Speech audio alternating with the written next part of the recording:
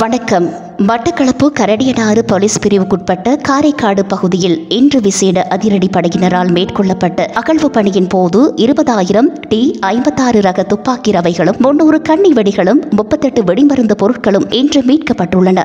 விசேட அதிரடி படையின் பொறுப்பதிகாரியும் போலீஸ் அத்தியட்சகருமான வர்ண ஜெயசுந்தர மற்றும் அம்பாறை கட்டளை தளபதியுமான பி. குணசிறி ஆகியோரின் தலைமையின் கீழ் மட்டக்களப்பு மாவட்ட விசேட அதிரடி படையின் பொறுப்பதிகாரி WAAP சம்பத்குமார் அவர்களுக்கு கிடைத்த ரகசிய தகவலின் அடிப்படையில் குறித்த அகழ்வு பணி இடம்பெற்றது. அத்துடன் வாழைச்சேனை உதவி போலீஸ் அத்தியட்சகர் AG லக்னல்குமார், கல்லடி, களுவாஞ்சிக்குடி, வவுனத்தீவு ஆகிய பிரிவுகளின் விசேட அதிரடி படையினர் இணைந்து குறித்த அகழ்வு பணியினை மேற்கொண்டனர். இதன்போது குறித்த வெடிப்பொருட்கள் மீட்கப்பட்டதுடன் ஏறாவூர் சுற்றுலா நீதிமன்ற நீதிபதியின் உத்தரவுக்கமைய குறித்த அகழ்வு பணியில் மீட்கப்பட்ட வெடிப்பொருட்களை கரடியனாறு போலீசார் பொறுப்பேற்று நீதிமன்றக்கு சமர்ப்பிக்க உள்ளனர்.